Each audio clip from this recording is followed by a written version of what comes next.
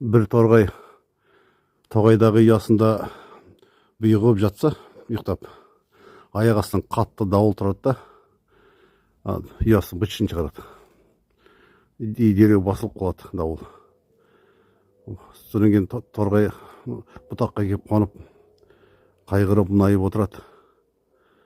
Аллаға өкпелеп, жаратушым мені күнде таңертең шырылдап, зікір етушім, мен ұямды неге бұзды екен деп, неге жол берді деп, мына дауылға.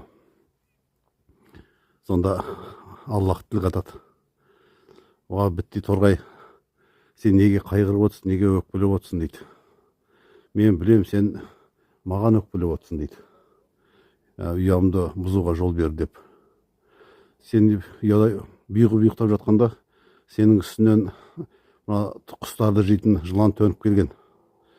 Сен аман алып қалу үшін мен дауыл жібердім. Дауыл сенің ұянды қопарып әкетті. Сен аман қалдың дейді. Содан кейін сенің ұян төмен орналасқан, қауіпті жерде орналасқан, және ескі ұя. Сенің жаңадан биік жерден, қауіпсіз жерден ұя салғанды қаладым дейді. Өзіңді аман алып қалдым дейді.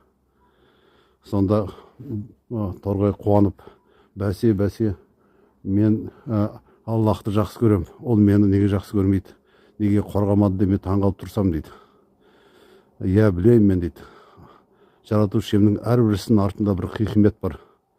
Бірақ даналық сондай шексіз, мен сол шексіз нәрсені ұқпай өкпелегенім рас еді. Аллахым мені кешір дейді. Сол сияқты адамдарда да солай. Мына торғайды Аллах тағала жақсы көрді. Аздаған сынақ жіберіп өзін аман алып қалды. Адамдардың арасында да Аллахтың сүйікті құлдары бар. Біреуге Аллах тағала сынақ ретінде ауру жібереді. Біреуінің мүлкін алып алады. Не бірдемесі өртенеді, не көлігі аударылады.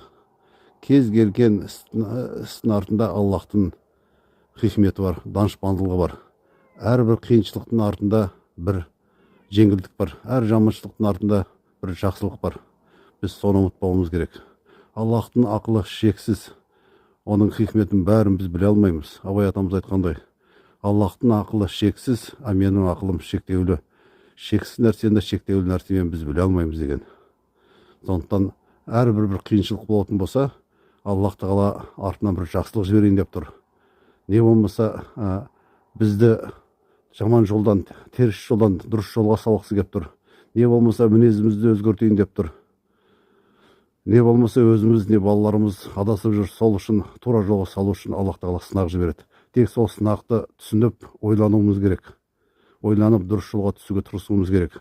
Ойланбасақ, Аллах тағала қайта-қайта сынақ жіберуі мүмкін.